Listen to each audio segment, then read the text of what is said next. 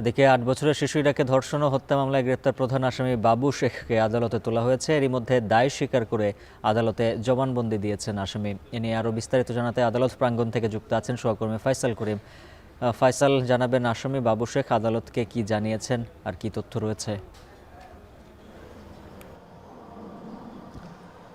উজ্জ্বল, আমরা যেটি দেখেছিলাম বেলা ৩টায় আসামি বাবু শেখকে আদালতের এজলাসে নিয়ে আসা হয়েছিল এবং এখানে যিনি সিনিয়র জুডিশিয়াল ম্যাজিস্ট্রেট আছেন সাইমা ইমা, তার আদালতে তোলা হয় এবং এটি যখন তোলা হয়েছিল তখন আমরা দেখেছি কড়া পুলিশি পাহারায় তাকে নিয়ে আসা হয়েছিল এবং আদালতে যারা আইনজীবী আছেন তারা কিন্তু বিক্ষুব্ধ হয়ে স্লোগান দিয়েছিলেন এবং প্রায় 40 থেকে 50 মিনিটের মতো তিনি ম্যাজিস্ট্রেটের যেটা খাস কামরা আছে সেখানে স্বীকারোক্তিমূলক জবানবন্দি দিয়েছেন। প্রাথমিকভাবে তিনি দোষ স্বীকার করে নিয়েছেন এবং যারা আইনজীবী আছেন তারা আমাদেরকে প্রাথমিকভাবে এতটুকু নিশ্চিত করেছেন এবং এর পরপরই তাকে কারাগারে নিয়ে যাওয়া হয়েছে।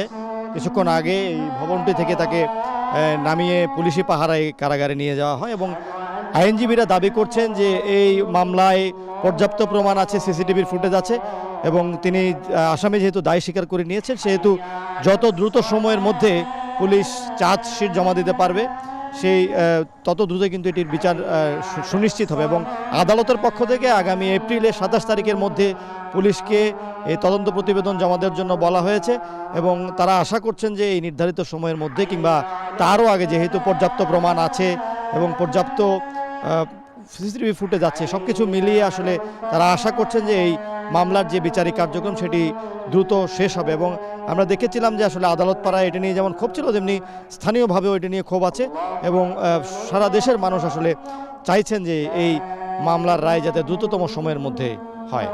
উজ্জ্বল। ফাইসাল করিম জানাচ্ছিলেন বিস্তারিত।